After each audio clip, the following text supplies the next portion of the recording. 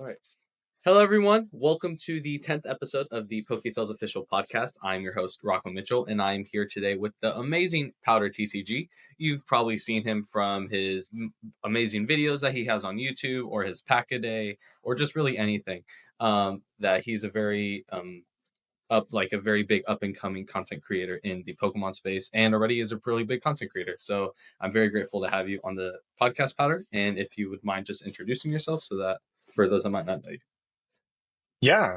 Yeah, no, I mean, thanks for having me, Rocco. Shout out. But yeah, I'm just like a dude that just kind of is doing like I just like Pokemon cards. So I started doing it on camera, and next thing I know, there's a lot of people watching me do it on camera, and here I am. There's not much more to me. I'm not as interesting as people think.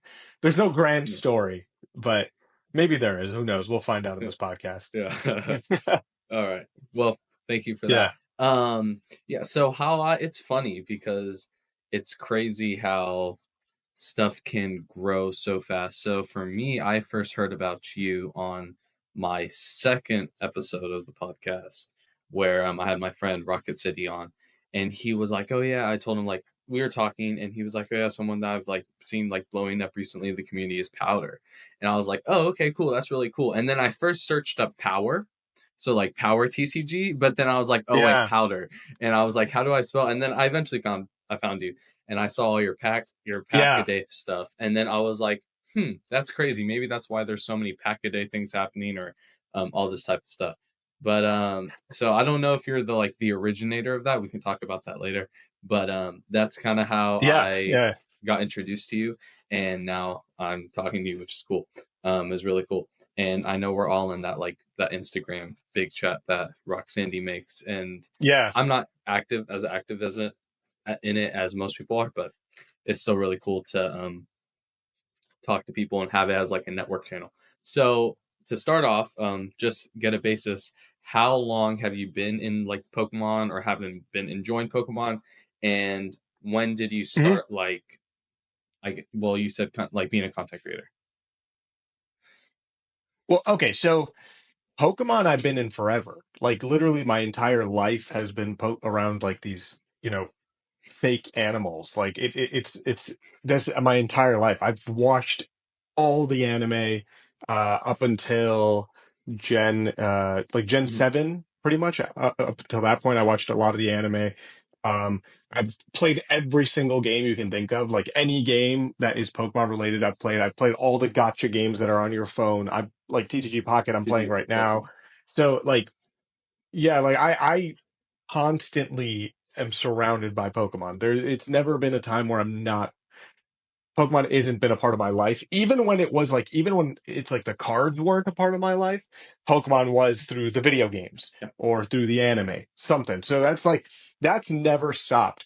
And before I was doing, I've been on YouTube a very long time, and there's like a very weird path to like where I've like the way I've done things. But like first, I used to make videos about a very niche video game multiplayer, the Uncharted games. They Mm-hmm. had a multiplayer, and I used to play those like Oh, really? competitively.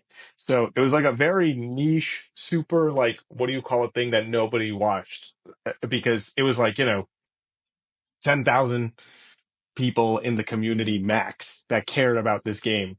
So a lot of that was like the competitive play, just talking about like updates to the game, things like that. Then I moved on to Minecraft, like everybody Yeah. moved on to Minecraft. But for me, Minecraft was like Pixelmon. I never played like I played regular Minecraft, but I was like making content about Pixelmon. And then from Pixelmon, eventually I just moved into like making the Let's Plays, shiny hunting. Mm-hmm. So like I was like a hardcore shiny hunter for a while. I was playing the competitive singles competitive, draft league battling, things like that. Like I was big into the Pokemon games. And then uh pretty much right before pandemic Pokemon happened, I just started uploading about cards because I was just like sitting around and my younger brother was like, dude, like why don't you put this on camera? Like because I pretty much had quit Mm-hmm. making content. I just stopped making content at that point.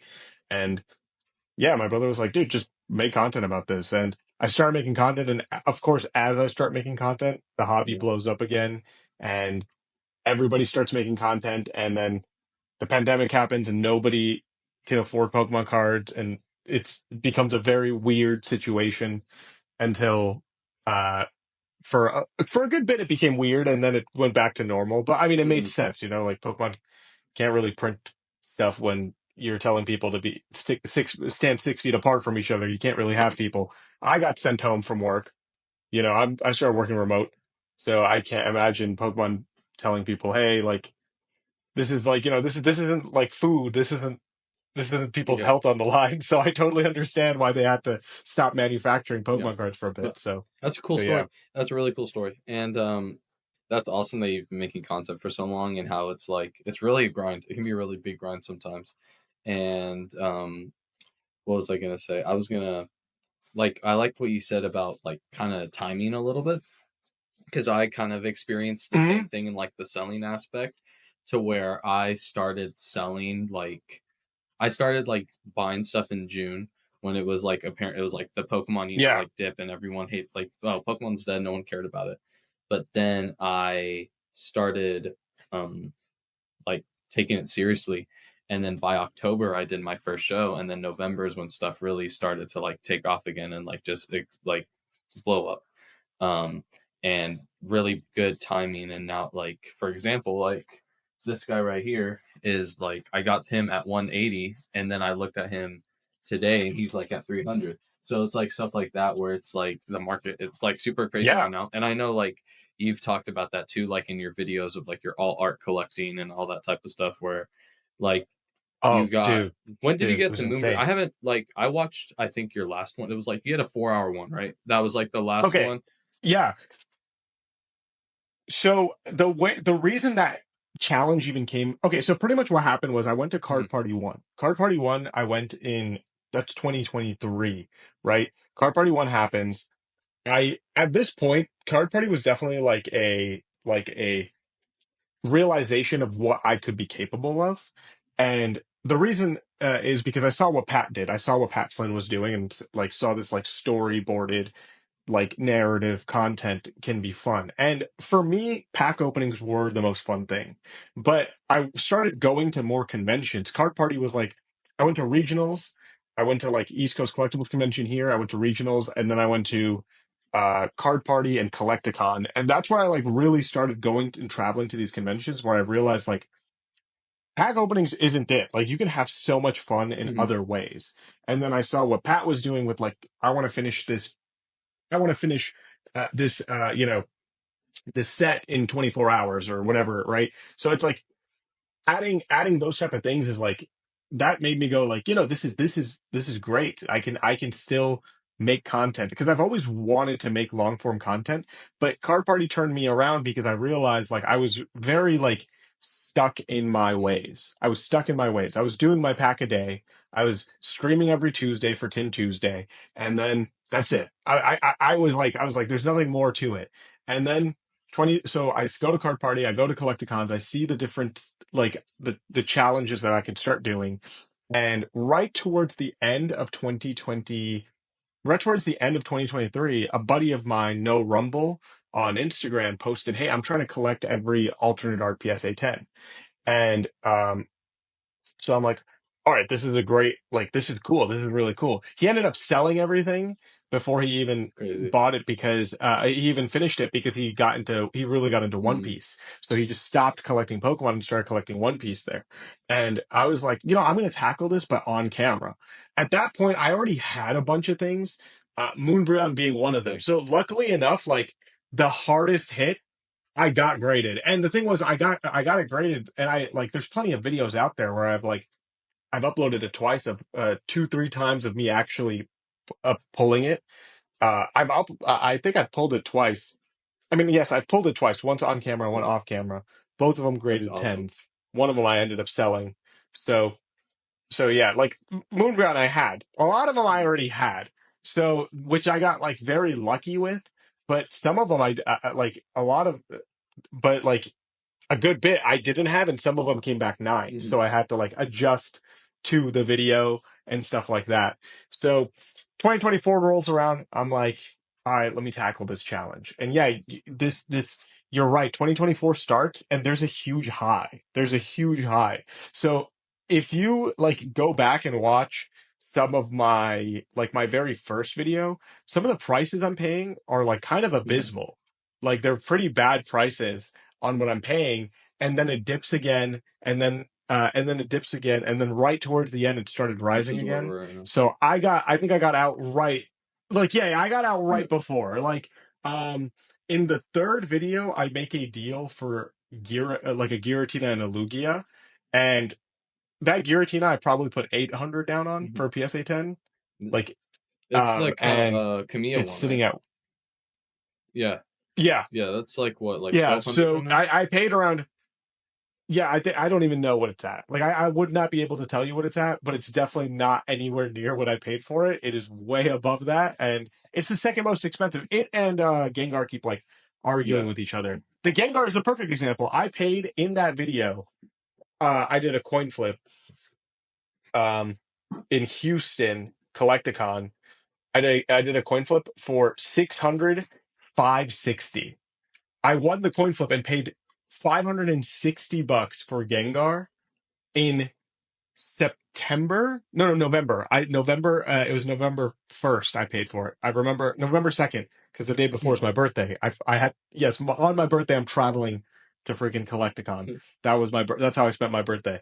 But I end up paying $560 for a Gengar VMAX PSA 10. It is now like a Yeah. $1,200 card. This is not that long ago. This is not that long ago. And you said you watched that video where literally 2 weeks the cards went up Hmm. like $50. The last two cards I needed. I luckily got was able to work out a deal, but it's been a very weird Yeah. market. I think there's crashes that are going to happen. I think there's going to some cards will never crash, some cards will Yeah. crash. It is what it is. It's a very very weird market right now. But yeah, you're right. Like you said, you got in during the Yeah. summer. You see cards going down, and all of a It sudden your cards are like, catapults. Yeah, yeah, and got it's up. even great, like Yeah, even the short term. So, for example, I have a show on Saturday that I'm vending at, and I have a deal with this guy in the area that I'm gonna like pick up or ship or whatever. And I bought his stack. He sold it to me at 85% at 375. The lot yeah, by itself has now appreciated like $125.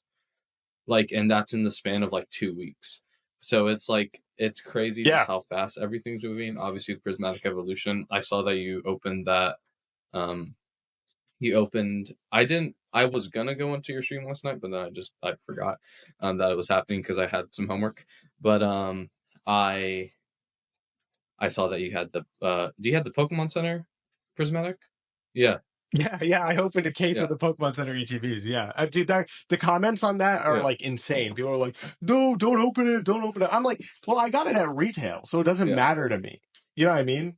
Like, I totally understand if somebody was paying $100 in ETB, then you might yeah, be like, "I don't want to open this." But the PC ETBs, I also understand the sentiment that the PC ETBs, like, they're technically the one single item that is like a guarantee to an extent a guarantee of a limit on these. Like Pokemon can continue to print the ETBs and the packs will keep coming out and more product will keep coming out, but that is the one product that they will like eventually there will yeah, be a cutoff on it, you know? So I totally understand people's sentiment. But man, dude, everybody lately has been like a financial advisor in my comment section about stuff. I'm like, dude, like leave yeah, me alone, dude. It's fine. Like it's okay. I'm allowed to yeah. do what I want to do and open this stuff. But yeah, some folks did not like me opening that. They were like, "This hurt to watch." I'm like, "Relax." Then don't. And I mean, I made my money back from what I Yeah, pulled. Like, I pulled a couple Master Ball. I pulled like Master Ball Eevee. I pulled an SIR. So I ended up like it was like what is it, $60 in ETB or something, yeah, $65 in ETB, something like that. The Pokemon Center one, and uh, pretty much I made my money back. The promos cost like yeah. $100 right now if I wanted to sell that. Like, like Hmm. it's not a huge deal. It's not the end of the world. I'm okay. But a lot of people did ask me how I had a sealed case. And the fact is that it was November 1st. Once again, Yeah. November 1st, my birthday. It goes back to my birthday. I had a flight to Houston that day for Collecticon. I woke up early, way earlier than I ever do, because I don't wake up. Mm. I sleep in. I will like sleep in until 2 p.m. if I need to, right?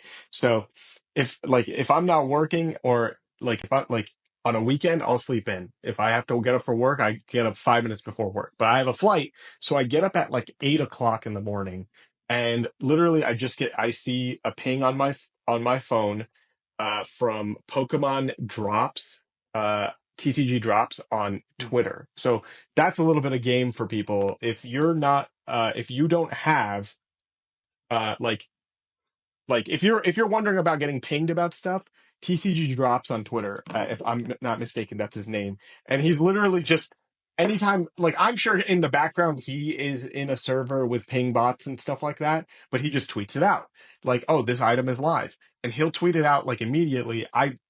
As I open my phone, I see the banner come down.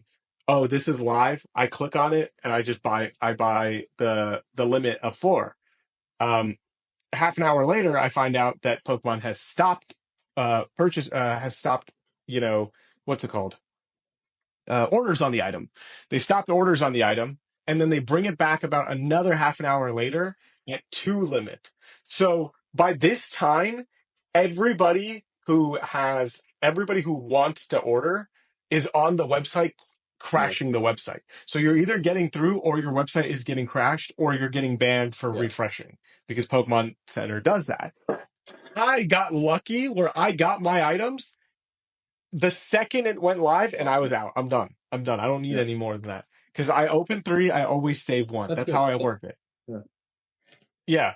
So so yeah, and so that's a little bit of game. If anybody wants a little bit of advice on how to get product or something like that, follow that guy over on Twitter. That's probably like Pokemon TCU drops. There's a couple of them, post Pokemon deal announcements and things like that.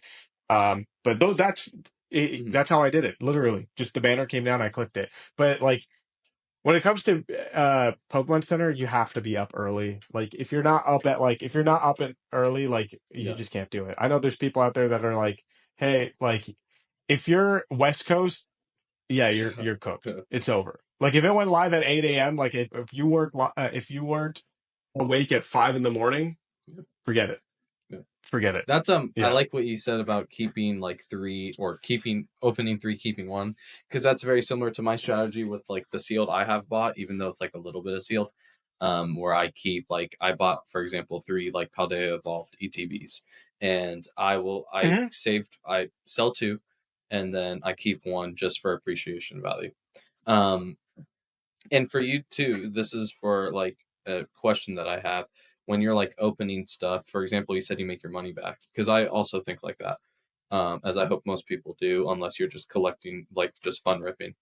Um, do you see it like, well, do you like sell those cards that you like, for example, like if you pull like an SIR or something, like do you sell that to the make up and kind of like recycle all that back into like the content, or like what's your thought process for that? Yeah. Yeah. So when I think about the money aspect of things, I'm thinking about my channel, not Mhm. because of how much money I'm making. So it's like, if I want to make my money back, the reason I made my money back is because the things I pulled, I don't care about for my collection. They're not cards I want for my collection. Or if they are cards I want for my collection, I put it away. The rest I sell. Though what I sell, I just go ahead and take that money and invest it Yeah. right back into the channel by Yeah. buying more product, or buying, or paying for an editor for a video, Mhm. something like that. So a lot of people do go like, "Oh, this guy just like if." I actually don't care. I'm a huge collector. I don't really super care about the value of cards. Like, I forget what set it was. I think it might have been Paradox Rift or Temporal Forces. My chase card was like a $2 Litten. It had nothing to do with anything, but Litten's like my favorite starter Pokemon. So that's why, like, Mhm. I wanted that card. So I'll have like chase cards that are like Yeah. pointless, that nobody cares about. But to me, like, the value aspect is like, disregarding the value of Pokemon cards. I think, even as a collector, even if you're not trying to sell, is a little weird, because it's important to know what you Mhm. have in your hands. You know what I mean? Like, it is important to know that type of stuff. For me, like I said, I want the big money card, because A lot of times it'll Yeah. get views. That's it. That's the truth. Like my Moonbreon, hitting Moonbreon, hitting Charizards, Yeah. it gets views. It is what it is.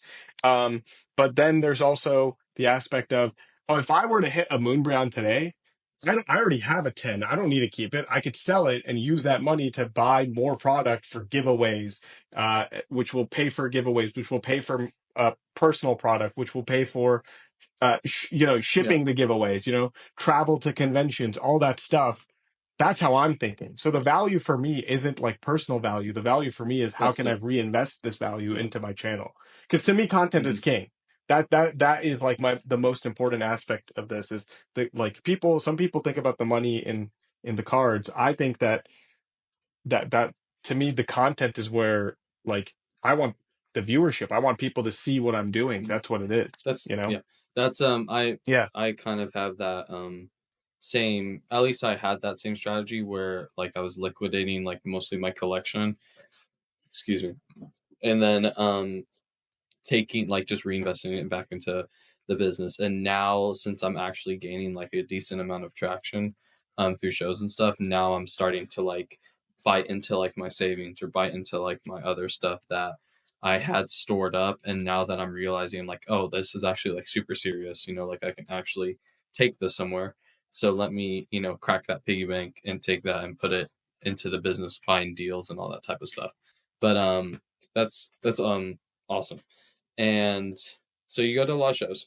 I know you go to a lot of shows. You obviously, Yeah. what you mentioned Card Party, you mentioned Collecticon, and I saw that you're going to be a featured creator, right?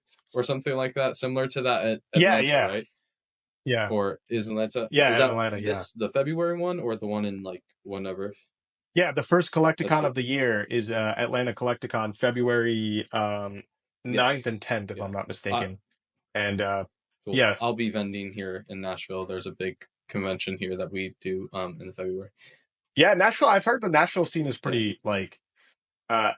I think it's like a big It's sports card it's scene mostly over there, if sports I'm not cards, mistaken. but Pokemon is starting to gain traction, which is also kind of like Yeah, that is similar to up here. For a while, it mhm, was sports cards because it's New England. You know what I mean? Like everybody here is like like not just New England, tri-state area. Like you've got New Yorkers mhm, coming in here, which is like sports heavy state. You got Massachusetts, uh, you got Massachusetts sports heavy state. So there's a lot of sports stuff here. But Pokemon's definitely gone up in the last few years, and it makes sense. Being a nerd is like kind of cool. It like back when I was a kid, like you couldn't tell mhm, people you were a nerd, otherwise like you'd get bullied for it. Now it's like the same people that would like, I would watch people make fun of other people. Those same people are like, dude, I love this anime, I yeah, love this stuff. And I'm like, you hated this back in like yeah. school, you know what I mean? Like, so it's yeah, it's interesting how that stuff But yeah, the works. Nashville scene is, and that's that it's interesting how that works. And another that's kind of like another good thing that I got in because a lot of the friends that I'm making here in Nashville are starting to like we're starting like running our own shows and like we're starting to like make a lot more Pokemon focused stuff. But besides all that, my question would be: you go to a lot of shows.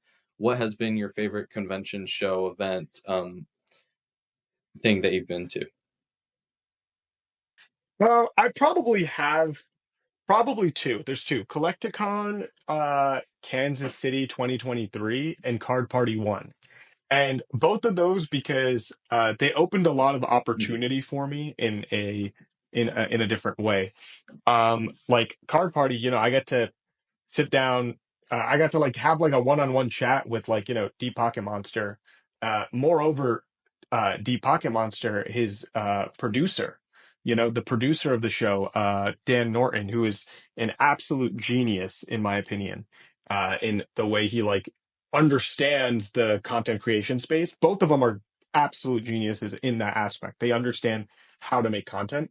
And Dan and I, like, I'm a huge like wrestling fan. I grew up like like watching wrestling. And funny enough, what happened was like I went to their thing and I just kind of like Instagrammed like Dan Norton and I saw that he used to go to like the same indie wrestling show that I Oh, used to go to. So that was my icebreaker. Yeah. But before we even got into content conversation, I sat there talking to him about wrestling for literally like 2 hours. And then next thing we know is like it was like that was like, you know, my like in hindsight, I didn't even think about that, but that was like a way for me to connect to somebody who could also um give me advice and help me Mhm, out in some way, you know? And it was like something that had nothing to do with Pokemon mhm, cards or even content creation. It had nothing to do with that. It was like I wanted to go up to him and talk to him about content, but next thing I know, I'm talking to him about wrestling for 2 hours. We walk away, and then I find out that I'm actually having conversations with him about like content direction and stuff like that. So that was like huge for me. And then at Collecticon Kansas City, I got to go with chit chat. Like I made like a group of friends in the content creation convention space. One of them, Tim Goat Breakers. He's a really cool dude. He actually does a lot of the media stuff for Collecticon. And becoming friends with him, he was able to, you know, help work with me and see when it came to like creating content.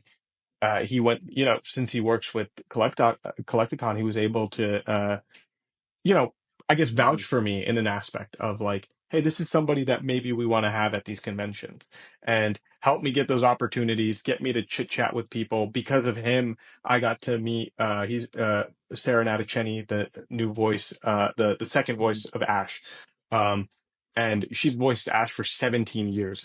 People say the new voice, but she's voiced Ash for 17 years. So I don't know where people come up with a new voice, but she voiced Ash, and through him, I got to connect with her, and because of that, I got to have a great interview with her, and I got to upload that. It did amazing. So it's like these two shows got me these connections. I got friends um, that were able to help me out because, you know, as much as people want to like go for the network aspect, I think you should just go to make friends, because the friends are going to like help you network and do all those things without you even thinking about it. And I think that's the most important aspect of these things is going to conventions, and those two conventions really help like light a fire underneath me and make me go hard in the Mhm. content space, while also making me go hard in the collection space, understanding how to make content, understanding how to talk to people at conventions and things like that. I didn't know how to do any of that until I saw uh until I was able to go to more Yeah, conventions and things. So yeah, that's because mhm, it's tough. It's tough going to conventions is like tough when you're going like alone and stuff. It's very like it's mhm, daunting, you know. If you're going to your first convention, it's daunting. And so having somebody there, like say I want to buy a pack, and these guys, and Tim goes, oh, I know these guys, you know what I mean, like Goat Breakers. He goes, I already know these guys, I see them at every Collecticon, right? Like let's go buy something. It's so much easier to talk mhm, to that person that way, mhm. you know. But some people are just good at talking to people. For me, it takes a little bit in the grand scheme Yeah, of things. But that's that's yeah, that's very powerful. And so I had Gonzo on last week, and he said something that a friend of his told him is that like your net worth is your network. And like with connections and everything, it's very true where like the people that you meet and the people that you talk to and all this type of stuff is like very, very important and can help you take that next step. And like you said, kind of like ignite a fire and kind of like show you to keep on pushing. Because I know for me sometimes, and I recently experienced this a little earlier this week, where I was like, man, like like oh, I'm not doing like I'm not at the places where I want to be at, or all this type of stuff, and like realize like oh wait, you know what? It's a marathon, not a sprint. Like you have to like, not you're not gonna you know Tony Robbins says something very great where it's like people overestimate what they can do in 1 year, but underestimate what they can do in 3 years. And for me, it's like very much so it was like okay, just keep on pushing a little bit, but then like doing stuff like this, like doing the podcast, or like planning for a show, like even doing a spreadsheet for a show or doing something for whatever I'm doing, like yeah, that just kind of keeps me saying like okay, it'll be good. Because like for like I'm the only guy at my school and my community that's doing stuff like this. And it's funny because you have my friends grew up with Pokemon, but then you hit like sixth, seventh, eighth grade, and then they all leave it, and now I'm the one that's stuck with it, and now I'm the one buying their collections and like all that type of stuff. And then I have that, and then my high school is connected to a middle school, so I'm also or an elementary, and now I'm selling cards to like the kids and stuff like that. So it's very much like how Yeah. everything kind of revolves and how everything's just so crazy. Um, but Yeah. that's really cool on like the conventions and the shows, and going can be daunting. That's why I'm very happy and proud to have my brother who helps me a lot.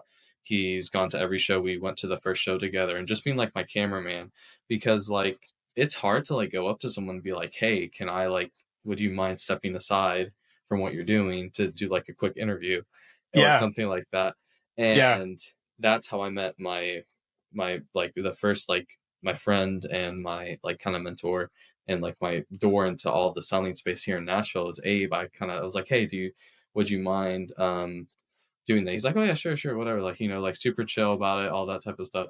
And then I had him on the podcast, and he was like, you know what, Rocco, like I really see like all this potential. So let's like, why don't we start? Like I'll pay for your first show, and like we'll do all this stuff together. And like it's been a big blessing. So taking that first step is hard, and conventions can be daunting, but sometimes you have to take that risk.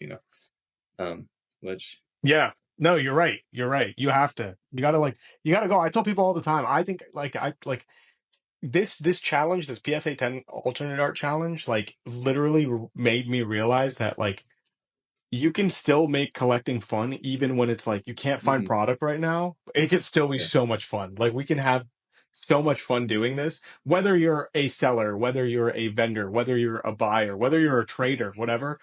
Like the hobby has room to have fun. It goes through these weird cycles, but you kind of have to like step up mhm, and do it. Otherwise, like you end up in this weird position of like, because I get every day people are like, hey, how do I make content? I'm like, dude, just like grab your phone and do mhm, something, like it's kind of like it's yeah, that simple, and then like take each time you upload, do like try to change something, make it 1% yeah. better until you find your comfortability and go from there. Mystic Yeah. Seven, I is someone that I look up to a lot and someone that I watch a lot of his content and all that stuff.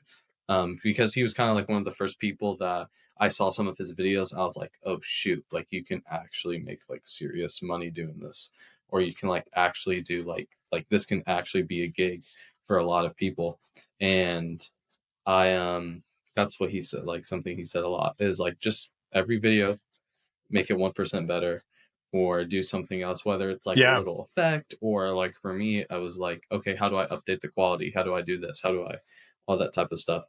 And yeah, it's true, and just it's super simple but yet super complicated for a lot of people, because Yeah. they think they're like, oh, I have to have I have to have the microphone, and I have to have the little thing, and or I need all this type of stuff. Oh, it's so much stuff, when in No, reality yeah.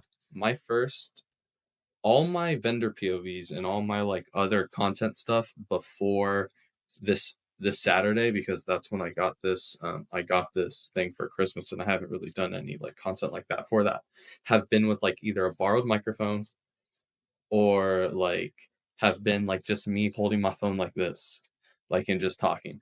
And it's just Yeah. like you just have to do it, and you have to have the the grit to do it. And it's crazy too, because I had a friend um who I had two friends who did like shorts. Like they started to do meme pages at the beginning of the year, and one of them, like his meme page like blew up and got like like he had like 4,000 followers in like the span of a month, and he just stopped doing it because it was too hard for him to post stuff. And I was like, bro, like you saw, like you had that opportunity, like you were right there, Yeah. and then you just threw it all away.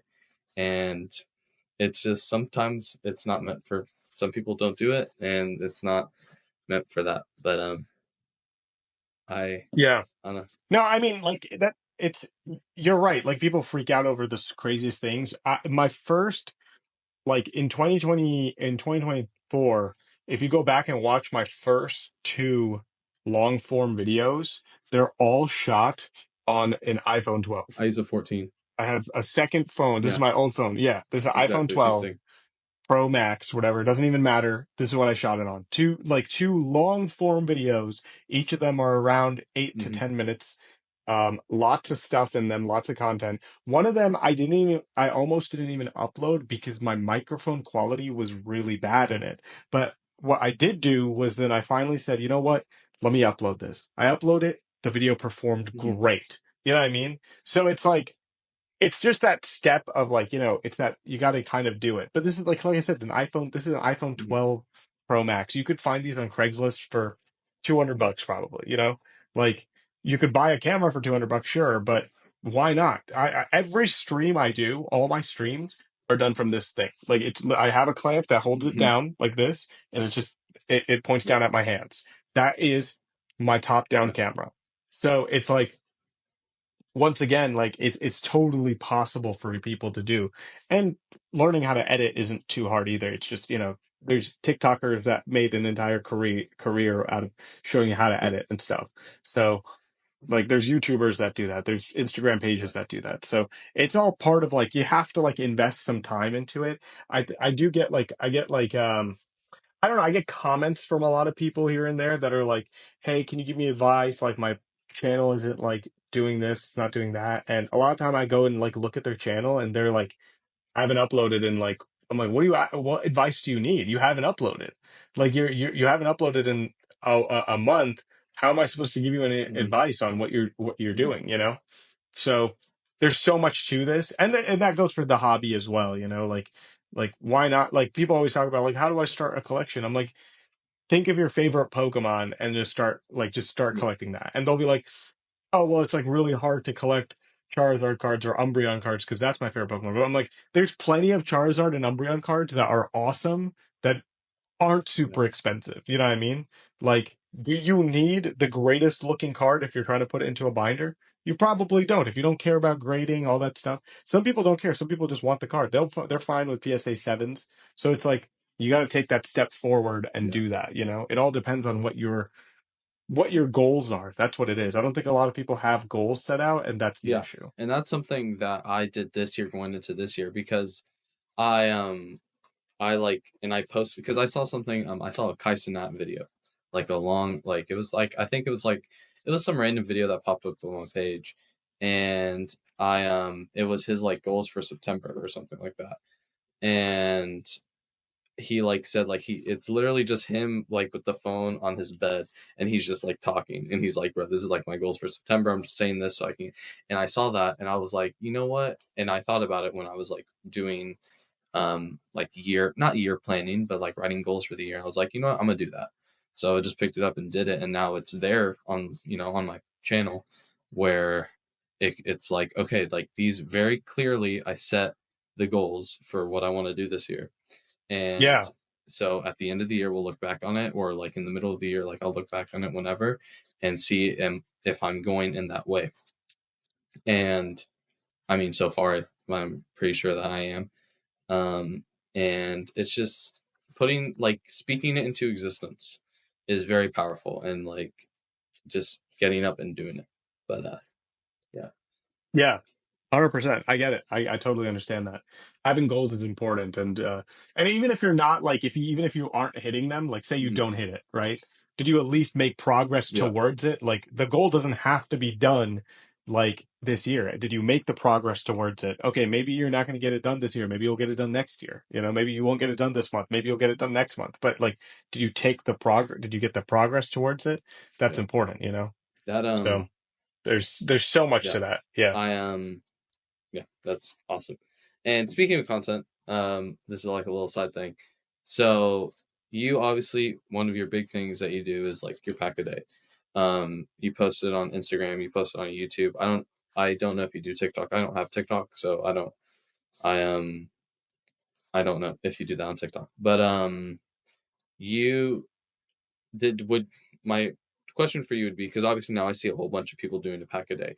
And honestly, like I started doing like I did a pack a week and then I stopped doing it because I just had Christmas I had Christmas break and then like there were no shops and or places selling packs. So Yeah. like I just kind of stopped doing it. But I think I'm gonna do it like over the summer. Like I'm gonna do like a summer of pack rips or something like that. Um, my first question would be like, one, what like inspired you to do that?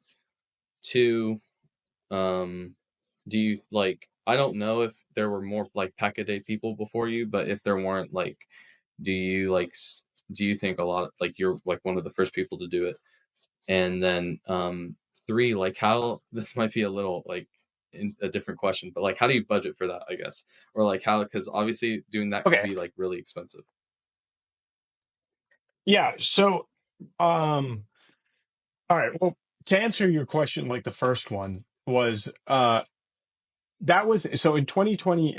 In 2023, I did it. So as much as people think 2024 year was the first year I did it, I actually did do it in 2023, and I was very lazy about it in 2023. I wasn't like I didn't put the effort into Mm-hmm. my videos. I just kind of sat in front of a camera and I said, "I'm opening a booster pack," and I kind of went there. I'm like, I was at a convention. I'm like, I'm gonna grab this. I'm going to open it, something like that. 2023, my pack a day was very, very lazy. It was over on YouTube only. 2024, I said, okay, let me regroup. We're going to do this again, but we're going to put more effort into it. And the effort came through seeing what type of videos did well and what type of Mm-hmm. videos didn't do well, what people were doing, um, how people were talking, taking the time to like edit the video. Because before I was just sitting in front of a camera, talking, adding captions, cutting the start, cutting the front, adding captions. That's Mm-hmm. it. 2024, I said, I'm going to get a binder. We're going to put together a binder for the year. Each day, the card's going to go into the binder. I started noticing certain aspects of the content doing better. The ones where I'm going to Target to hunt for product does better than the one where I'm just sitting in front of a camera, because there's more Mm-hmm. relatability to that. The regular person can go, "Oh, I go to Target. Let me see what the deals are. What's this guy talking about? Why is he at Target? Oh, he bought this for $20. Oh, I can buy that for Mm-hmm. $20, So I started mixing in like, hey, I'm opening a pack a day, but this is a good deal. Like I started like being a little different about it. I do think the big shift to daily pack openings, I don't think I started them in any way, and nobody owns Yeah, pack obviously. openings, right? But I think the most important aspect of my pack openings is that my personality comes through very much so. People know that my pack opening is my pack opening. Other people, the problem is people can imitate the pack opening, but they can't Yeah. imitate me. They'll never be me. They'll never be able to make the same jokes Mm-hmm. as me. And that's the most important aspect of this, is that I can be funny the way I know I'm funny, the way I know I can Mm-hmm. make people laugh, but other people can't do that the same way I can. Then there's then Alex Hodges, if you know him, Alex Mm-hmm. Ketchum, he started doing the daily stuff too. He was doing he was on the grind. He continued doing it over and over again, and it worked out for him. Then should I open it or should I keep it sealed? Happened, and the daily stuff just blew up because you know all of a sudden, if somebody can within 200 days go from 0 subscribers to 1 million off of that, people are going to see that. You know Mm-hmm. what I mean? And that's what Pat Flynn did. So people see that. The problem is a lot of people try to recreate things without understanding that, like, you can't really do those type of things because your personality has to Yeah. come through. Pat creates a jingle, right? Pat creates a jingle. He offers that little jingle at the start.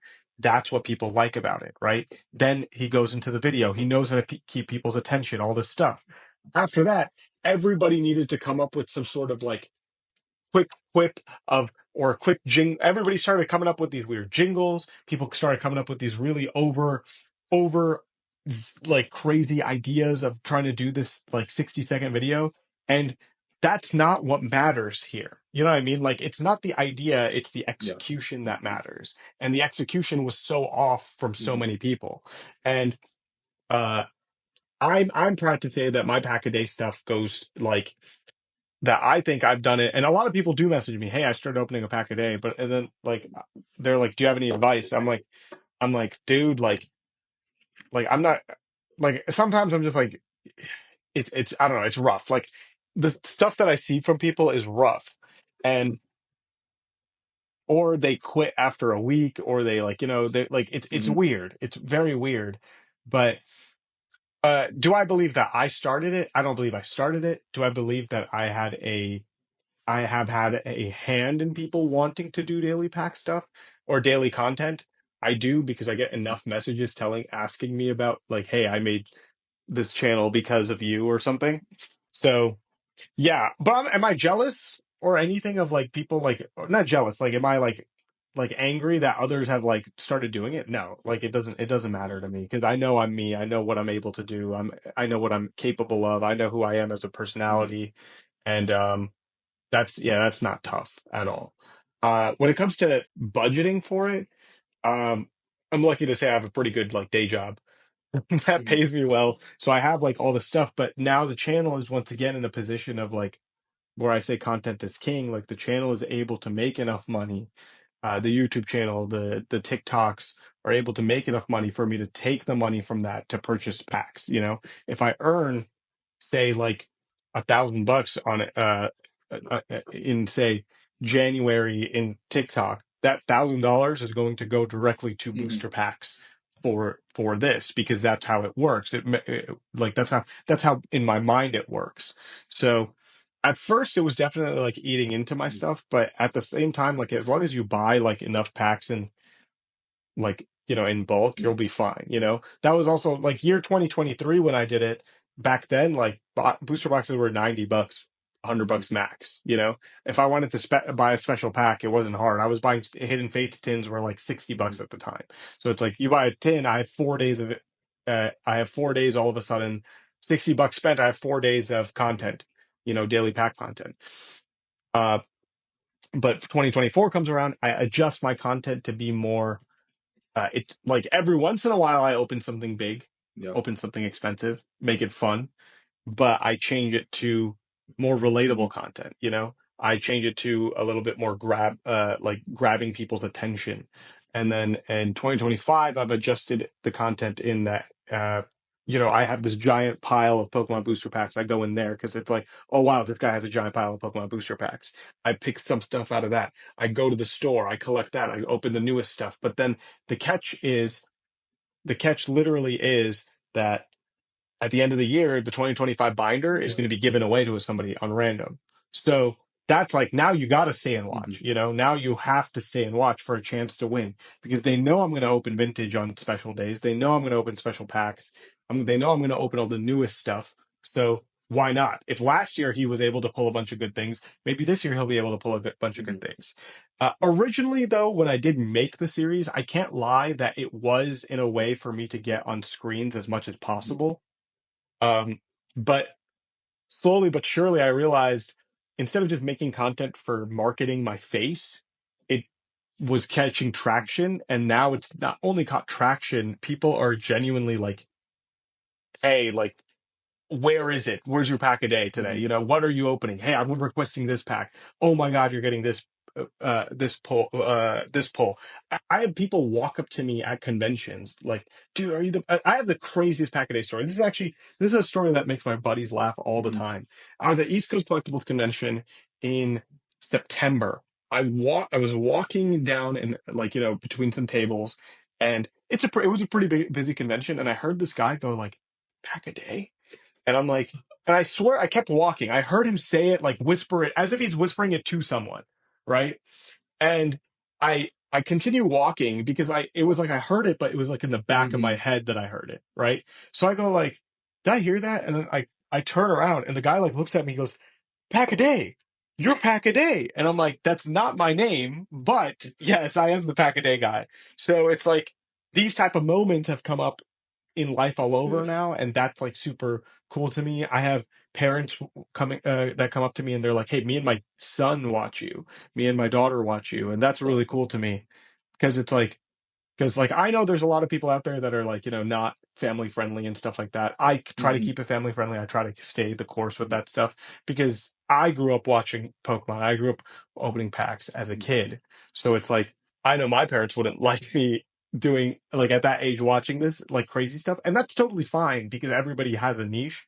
So that's fine. Like if somebody wants to curse in their videos, somebody wants to, you know, uh be like edgy and all that type of stuff, that's okay. That's who their personality is. That means that the people are watching them for that. That's their personality. For me, my personality, I know I can be funny without cursing. I know I can be funny without informative without all that stuff or being edgy or stuff like that. So I can bring people in and they'll enjoy the content no matter what. So That's yeah. awesome.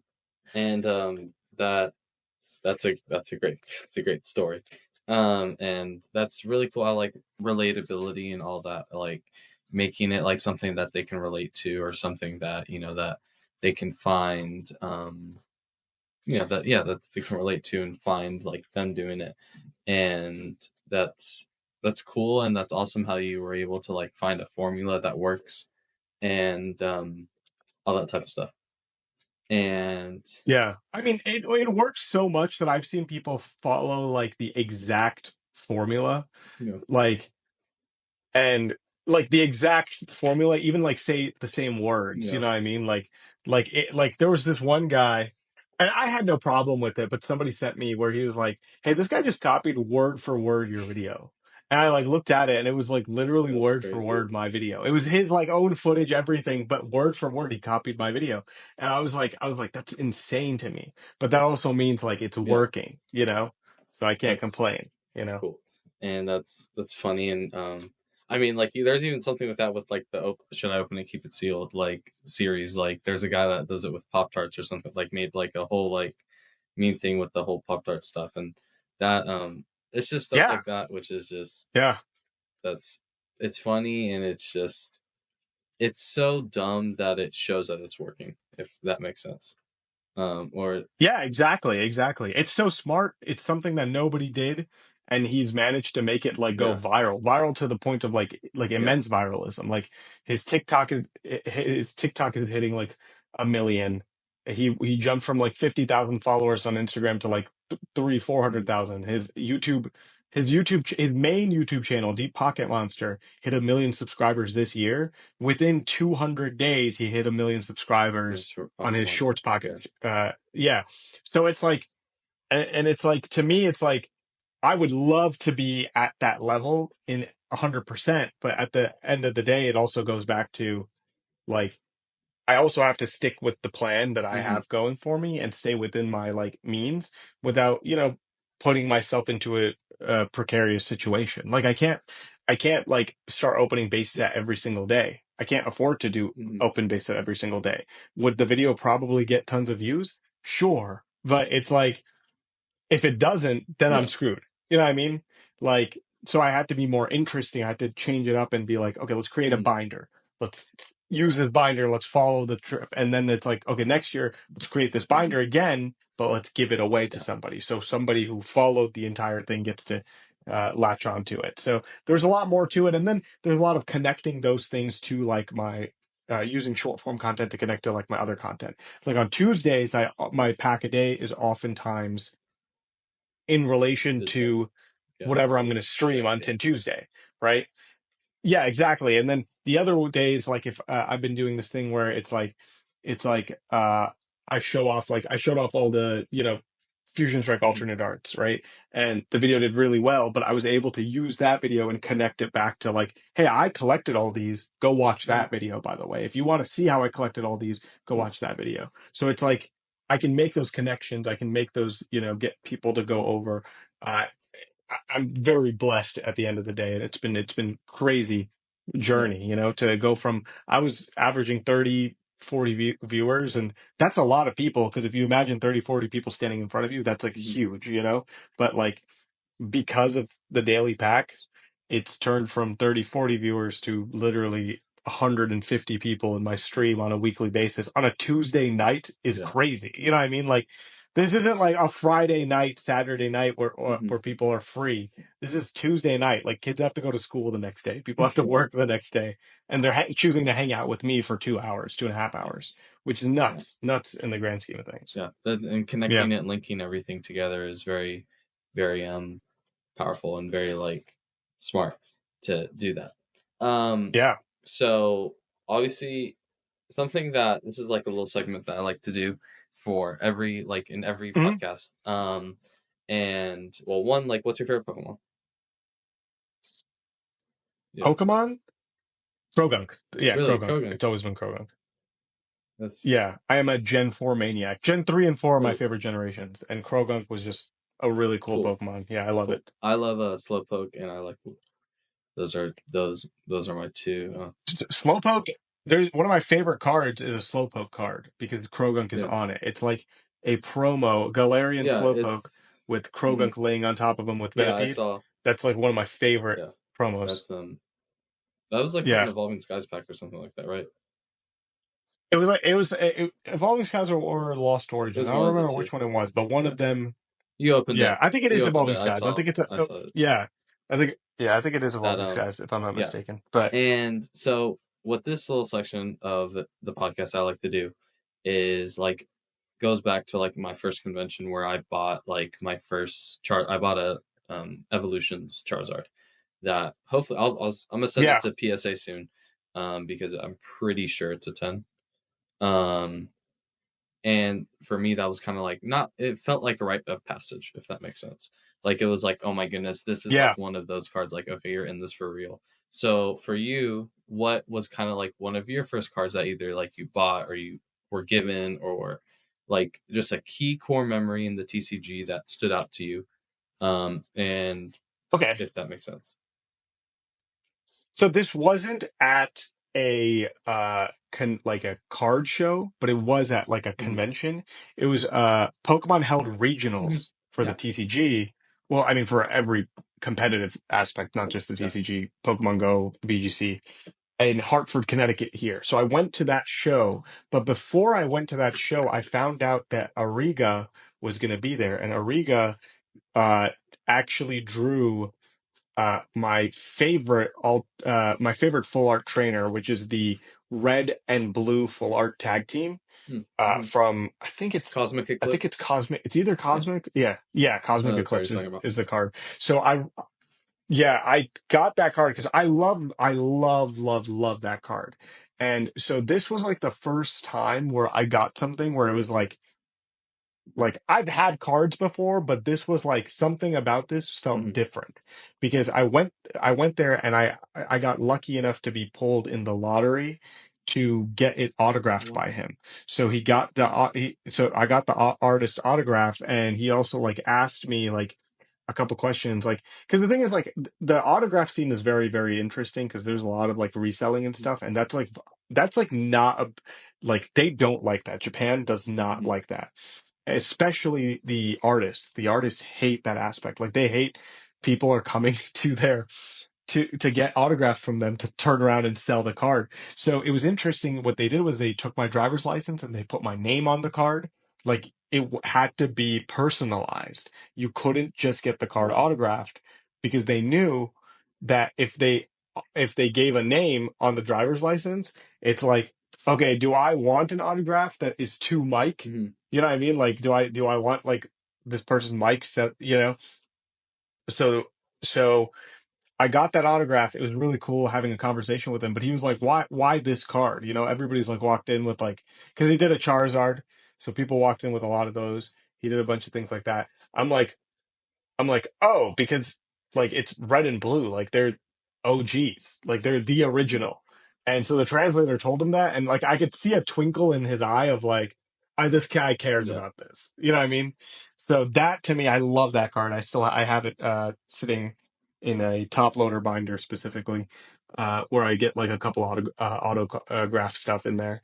But yeah, that moment, I don't know what it is that it just lives with me in my head. That's cool. Yeah. That's a really cool story, and that is definitely like very Yeah. um special. Yeah, you said regional. Yeah, I my brother is more competitive, and we do a little bit of competitive stuff. But are you also a competitive player? Yeah.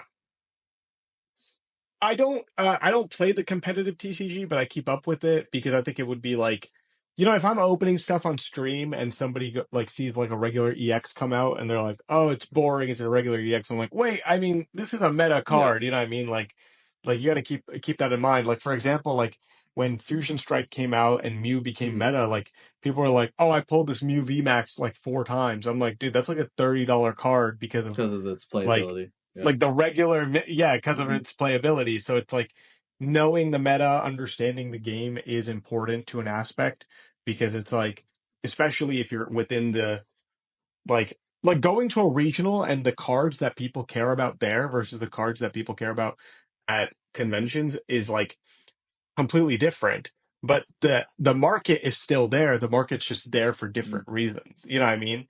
Like you go to a regional and you have like a gold ultra ball, that card is going to be worth way more to those players than it is going to be worth to a collector. mhm, Because unless they're a gold secret rare collector, or they might care about it, yeah. right?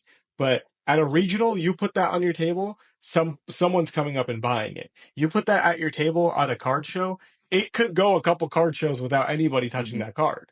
So it's like it's so interesting, that aspect of these yeah. things. So I don't play the actual TCG, but I do keep up with it. I play at like a local Yeah. level. If that, like, I'm not going to, I'm not going to tournaments. I'm just playing at locals every once in a while, maybe once a That's month or something. that's that's nice. Yeah.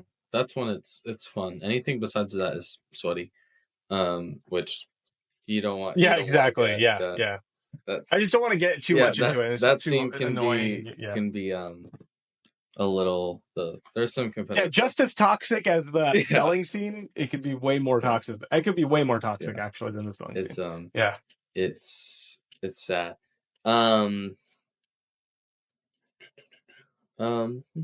oh, okay. So I know we talked about before the camera went on soccer, but I just wanted to say put this on camera. Messi or Ronaldo?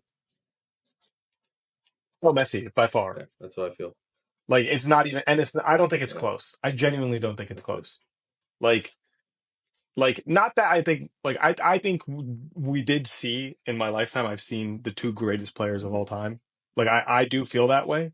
I just think one just is way above the rest, and it's not close. Yeah, that's But people say what they want to that's fair. say. No, Yeah. I'm a Messi guy. My dad has followed Messi ever since he was in the beginning clubs and Yeah. that type of stuff. So, or the academy, I should say, not the beginning clubs.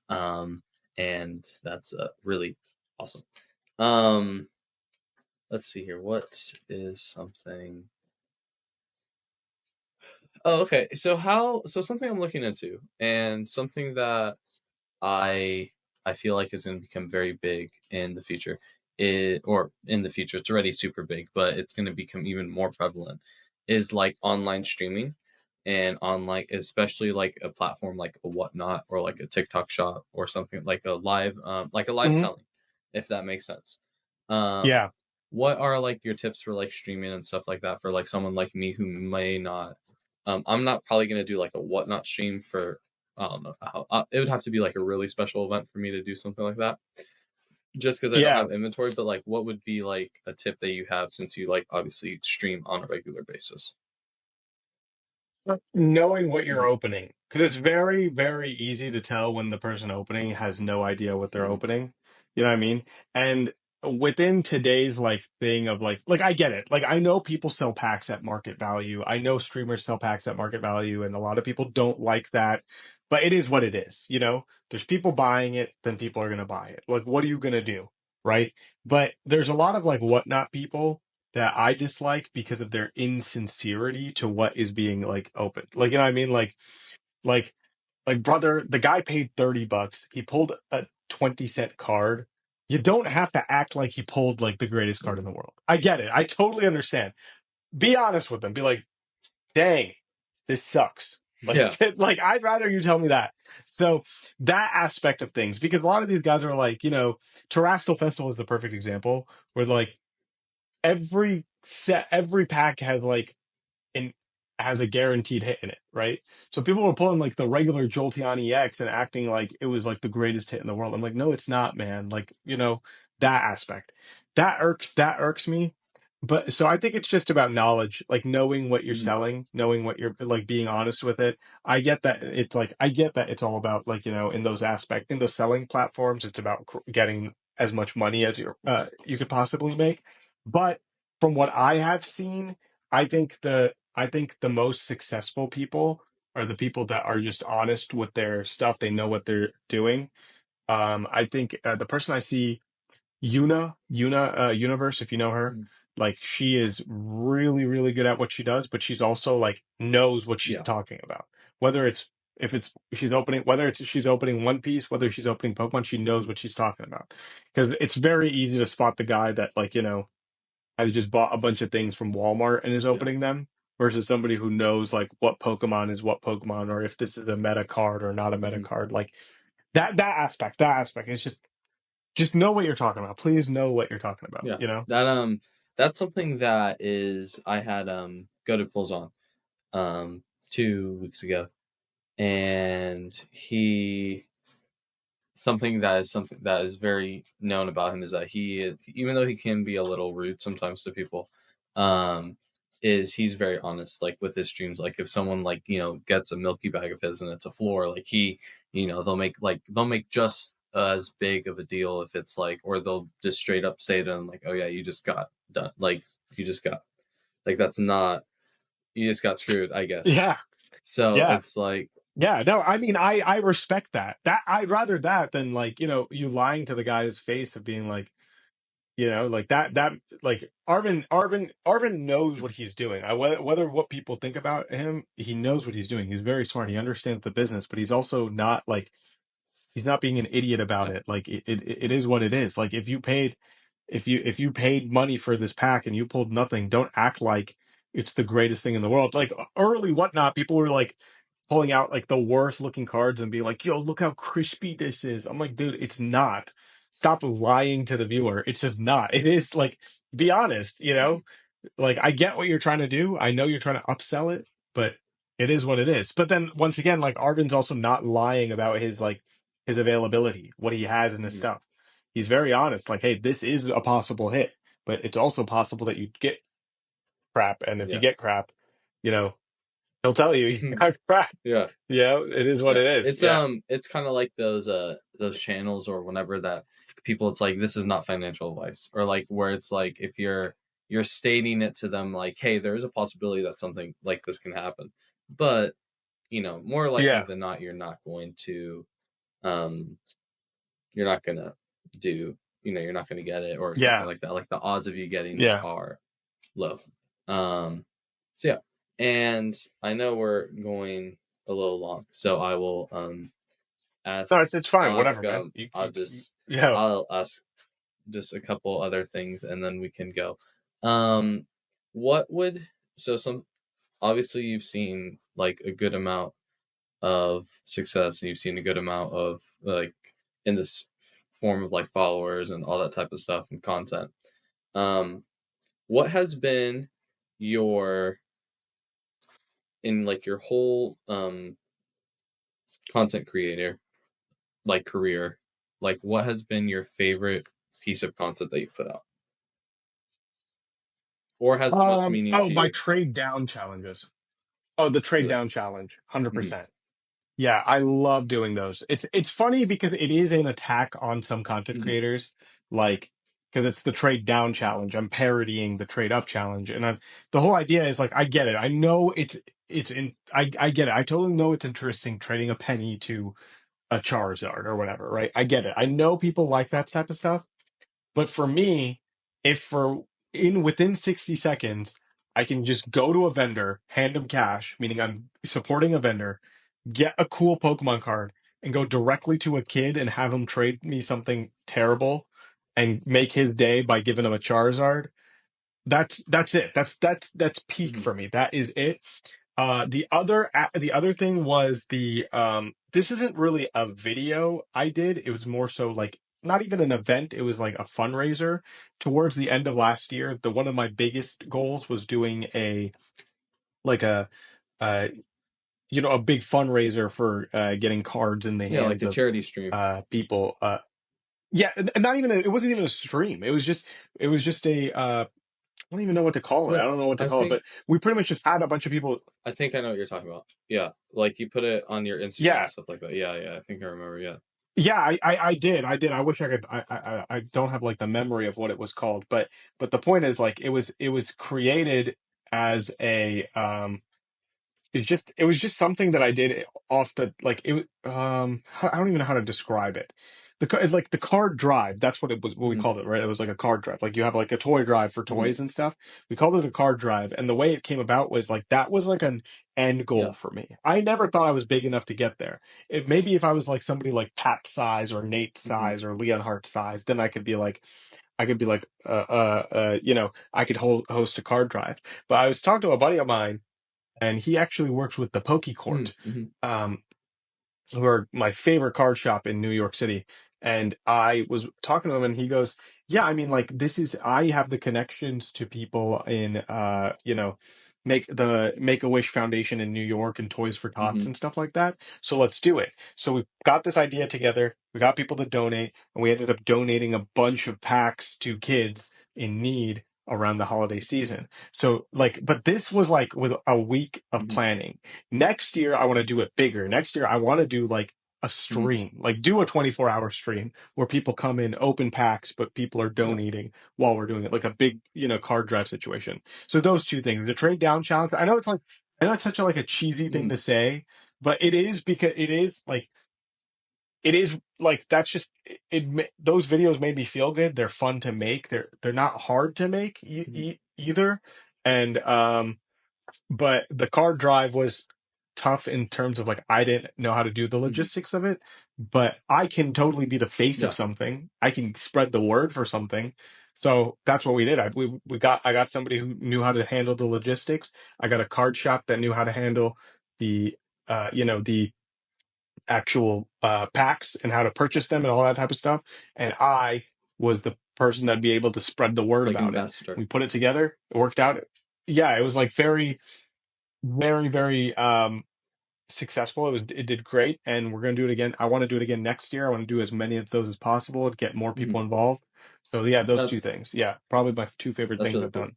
And going off your like trade down challenge is I sometimes like giving it to that kid who is is not maybe not has the biggest understanding of stuff is like very important like to make their day. For example, I have my music teacher at school. His son is starting to get into Pokemon, and he's like I'm very close friends with him, my music teacher, and henceforth his son, and he like is saving up. Like he knows that I do all this Pokemon stuff, so he came up to me. He was like, "Oh yeah, blah blah blah." Like he's like his son saving, like he's saving up his money. He wants to look at what you have, get some stuff, and like for like something like that, because I remember like I used to be that kid, like I used to be that kid who didn't have a whole bunch of stuff, but I was like, yeah, you want my like. There were people that like were very um monumental and like gave me stuff that traded down, for example. So stuff like that is special. And to make those kids' days Yeah, is very important. Obviously, if you're like a kid and you're with your dad and market prices, like for example, there was this kid at my first show who knew what he was doing and using the ploy that he was a kid to try to like win the feelings of vendors. And he came up to me and I was like straight with him. I'm like, yeah, you're gonna get it at the same price of everyone else because you know what you're doing. You're yeah, like yeah, no, yeah, I know it, dude. Trust me. Like I try to be very smart with who I yeah. pick. You know what I mean? Like you can always tell by like the family that's standing there. I go to the parent first. I never actually Mhm. go talk to the kid first because it would be very weird to just put a Yeah. camera in Hey front of kid, the want some kid's Pokemon cards? face. Like that's not normal. Yeah. Yeah, exactly. That's like not normal behavior. So I talk to the parent. I tell them this is the thing, and if they oftentimes go, yeah, that would be lovely if you could do something like that. And to me, it's like this is a hobby that I've loved since I was a kid. So if I can get that in the hands of somebody, then that's great because it's like because like like why not help somebody get started with it. And a lot of people are like in the comments like, oh, he doesn't know the value of that, or he's gonna mess it up. I'm like, well, that's all part of Mhm. learning, you know what I mean? Like if he messes it up, his parents are gonna tell him like, hey, like this was a expensive card you messed up, so now he's like learned a lesson Yeah. right there. So it's like either way there's positives in this, but people just want to troll in the comment section like, oh, you got why don't you do this with adults? I'm like, why would I do this with adults? Mhm. Like, sure, I'll do it with every adult other than you. Yeah. Yeah, like, you Yeah. know what I mean? Like, yeah, people are weird, but I think it's like one of the most fun things I do. I think it's like I put a lot of effort in them. I try to be funny with them. I try to like get my own comedy in them. And it's worked out very well. I hope to start working with like some companies over it. Like, it would be really cool to work with PSA on that subject. You know, like, hey, I graded this card with PSA. I graded this card with CGC. I graded this card with Beckett to go do the trade down challenge. You know what I mean? Like, that to me, like, adding on to that Yeah. aspect of these things would be really cool. For the time being, I'm just walking up to a vendor, buying a Charizard, and then moving on Yeah. with my life. Like, there's not much more Yeah. to it. That's Yeah, which is fun. It's yeah, fun. and that's very that's awesome. And dang, what was I gonna say about that? I forgot what I was gonna say. Anyway, they'll come back to me. But that's really cool. And something that you've like kind of been bringing up in the episode too is like people's comments and stuff like that. How I've asked previous like content creators I've had on that type of stuff. Like what is the way that you deal with like negative or like dumb comment or like, like something that's like, is not necessarily positive. Yeah. I mean, if it's like to an extreme, then I just block them. Like, there's no reason for you to be here. You know, like, I mean, like, I'm not like, I get plenty of, like, I'll get racist comments here and there. Like, so it's like, it's super easy to just be like, all right, like, just block that person. This person's out of their mind. Then there's a lot of people that are like, recently I've been getting a lot of people being like, dude, you're like, you're scalping and stuff. I'm like, I'm opening this stuff. You know what I mean? Like, I think they're misunderstanding what the idea is, because now there's a lot of like, there's a very thin line between the concept of like a reseller, a rip and shipper, and a content creator. And I can't say that as a content creator that I'm not adding on to, like, it would be wrong for me to say that I have not in some way added on to the hysteria. Of course I have. You know what I mean? Um, well, I remember I had to like step back and realize certain things that, like, when I say things, it could affect Yeah. different aspects of things. When the 151 tins were at Costco, I found them at Costco, and I said, before I even uploaded this video, people were fighting at Costco over it. But my video started to blow up, and people were like, "Oh, you're the reason why people are running to Costco." Because at the start of the video, I said, "Oh, hey guys, you guys got to run to your Costco because the 151 tins are here, right?" And I didn't think that was like a bad thing. How I was going about it was like, because I've seen, it's like, it's funny because this is how I describe it. It's like when like middle-aged white women are like, run to your Five Below because there's like this great deal going on, right? Like, you've seen those videos, like where they're like, don't walk, run to your Yeah. Bed Bath and Beyond because towels are on sale. That's what I was trying to go for, but then I had to take a step back and understand, like, I see how Yeah. this could be problematic. Do I think I cause people to fight at Costco? Absolutely not. Do I do I have to take a step back? Yeah. A lot of times I just troll them. Sometimes they're just idiots. Sometimes you have to give them like an answer. Sometimes I do respond, sometimes I don't respond. It's very back and forth. I don't really let it get to me. There's no reason for it to get to me. Like, I'm not gonna not wake up Yeah. tomorrow. You know what I mean? Like, it's just a mean comment's a mean comment. Block them, move on, reply to them in like a funny Yeah. manner. A lot of the times somebody else has already replied to them, so it's not even an issue. So yeah. That's a very healthy way to go about it. And kind of like what you said with like the Costco, like you didn't necessarily like realize like how big of a voice you had or how big of a microphone you had. So like it might have been perceived in a different way. And that's that's definitely something that I've realized too with like moving on and stuff like that. Really cool. My last thing before we can do closing thoughts is what would be something I like to ask is like what would be your tip or your advice for someone that is like one wanting to start a content channel or like Pokemon or whatever, and to like scale that. Okay. So this is going to sound very generic, but I do think it's very important, and I think it's very important because this has been like something that I've worked on a regular basis. I've worked on over the years. And this goes for not just content, but even like vending or selling or trading, I think consistency is key. And what I mean by consistency is key is not that like, hey, you just have to do it. It's you have to do it to a point of reliability. Everybody expects a daily pack video from me. everybody expects Tuesday night a stream from me. Everybody expects that I said, hey, I'm going to do one long form video a month. I'm going to do one long form video a month. That is the expectancy that that I have given people. That is what people are coming to me and going like, you said this, are you going to do it? Mhm. You know? And it's about being consistent in that aspect. And that goes for selling. I expect people because I expect vendors to be at certain conventions Yeah. because they're consistent with these conventions. I expect vendors to have certain body language, certain deals that they'll make with me because I've done those deals with Mhm. them before. As much as people think consistency is key as like a generic thing, no, it's super important because audiences, buyers, traders, sellers, they once you're consistent, it becomes an expectation. And an expectation to an audience is very good if you can keep up with it. I am once again, if I talk about, hey, I know how to grade, I just talked about grading cards or whatever on a stream, and I consistently talk about grading cards or whatever, people can come to me and be like, hey, I saw you talking about it. Can you give Mhm. me some advice? Something like that. So, making deals with vendors. A lot of the vendors throughout my entire alternate art challenge, I think I work maximum with. I think that funny enough, the vendor at the very end that gives me the final card I need was in every single video multiple times. Every single video multiple times because it was consistency. The consistency of going to him, consistency of him giving me a deal.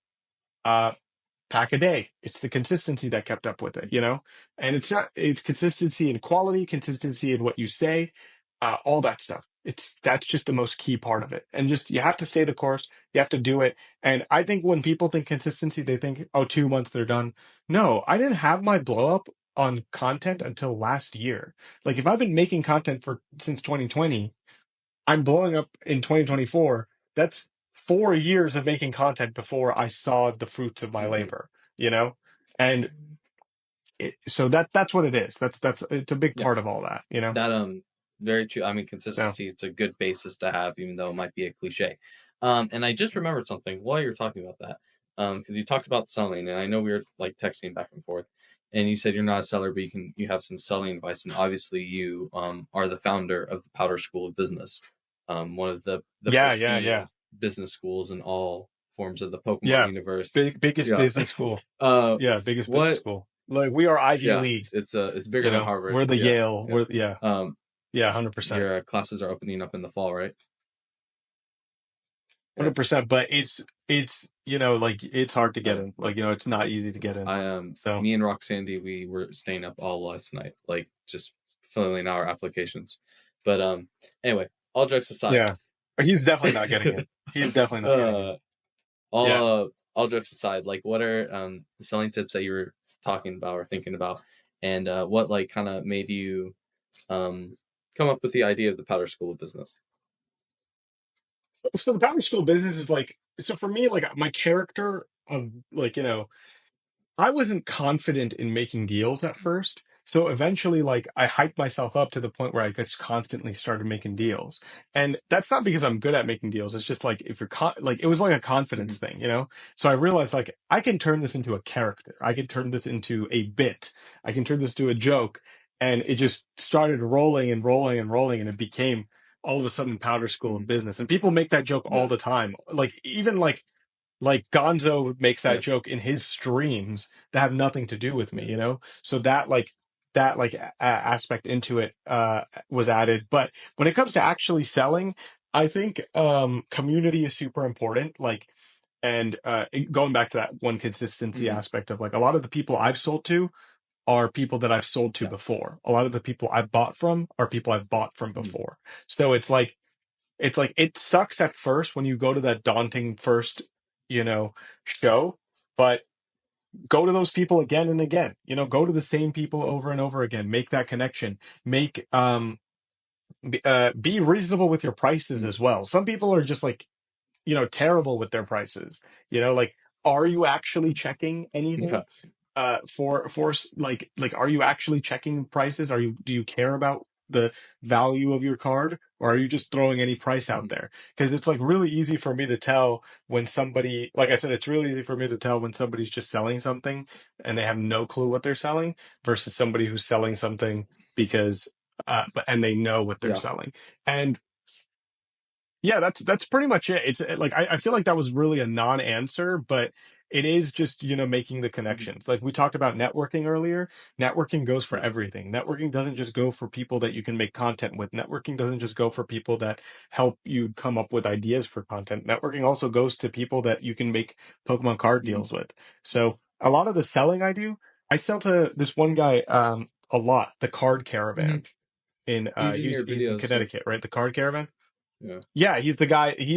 I talk to him a lot. I sell to him so much because I know I can trust him with what he's going to offer me. He's not going to lowball me. He's not going to do that type of stuff. And he knows that I'm going to come to him with cards that I want to sell, and I'm not going to like give him something fake. I'm not going to give him something, say it's near mint, and then when they show it to him, it's like, heavily Yeah. played or something like that. So those things, like networking, is important too when it comes to buying and Yeah. selling. That's great advice, and that's true, and it's I mean, also like you have your local people, like if it's like for example, like a show, like there's a show here called Lighthouse that goes every like twice a month, usually like every other Saturday it comes, and it's like it's the same people, or it's majority the same people, but it's kind of building that community, that rapport, that those like you see those people are like, oh hey, I remember you from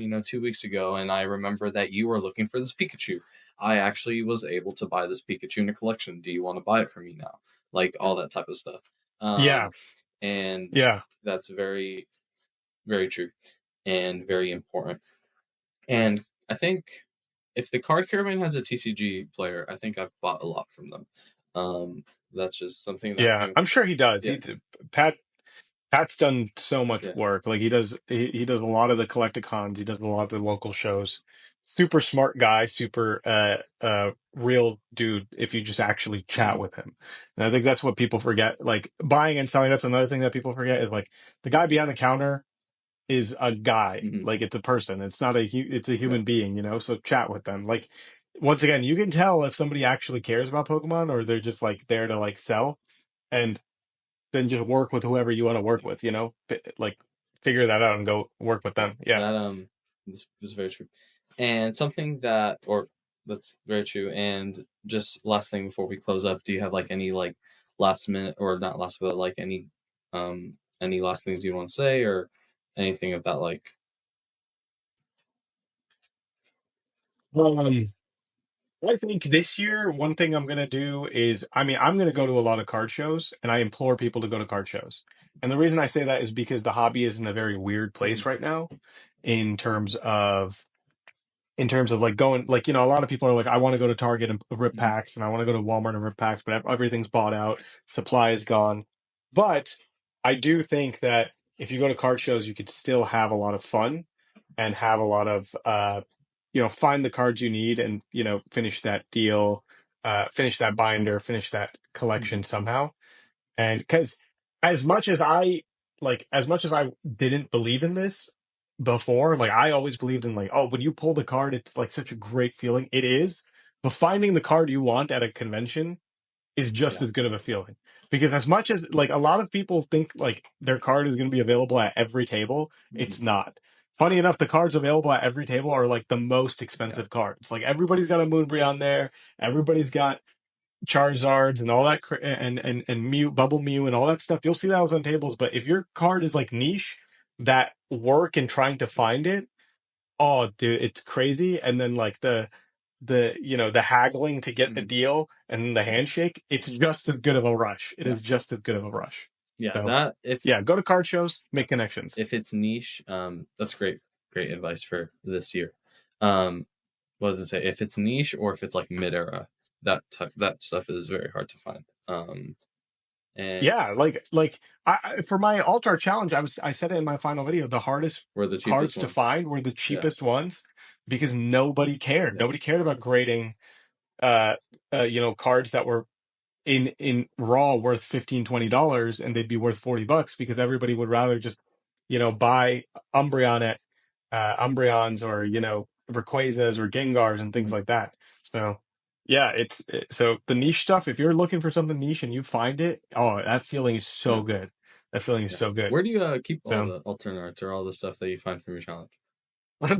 they're literally sitting in like this, like right here. They're like sitting in that Oh. cube. Um, they're I want to get like something on the Mhm. wall for them, or put them to a case, but I'm gonna shill for myself here. I was low key hoping to find one of these, like, one of these like case companies, or like, what do you call it, to Yeah. sponsor me and send me some free stuff Yeah. so I could do it. I don't want to pay for Yeah. one. So yeah, I'm working on that right now. I have some emails to send, but we'll see if I can get a sponsor for, like, a case or something like that. You know. Yeah. I think Bulbasaur has he started one of those own things for himself where he keeps all his slabs for his company. I think he has something like that. So maybe that's something you might want to look into. But cool. I appreciate you coming on. Where can people find you if they don't know where you Powdr TCG on everything. are? Yeah, Cool. Powdr TCG on everything. No, there's like, like Powdr TCG everywhere. Like, everybody asks me, like, "Hey, what's your on Twitter or whatever?" No, it's the same everywhere. There's no Okay. there's no difference, because if you keep it the same, Consistency. keep that consistent. Keep your name consistent. Yeah, keep your name Yeah. consistent. Keep your handle consistent so people know where to find you. Yeah. Yeah, there you go. Yes. Yes. And cool. That so Power TCG everywhere. What decided you to choose that name? That just came to mind. I have ADHD, so I think of stuff like randomly off the dot. So what made you choose that name? Oh, this it's like a dumb story. It was like pretty much on years ago, when I was like, I got my PlayStation 3. PlayStation Network is online. Uh literally, for no reason, like, it's like the dumbest name. There was my brother was born at that time. There was a bottle of baby powder sitting there, so I just typed in baby powder, and eventually the baby dropped and it just became Nice. powder. So Nice.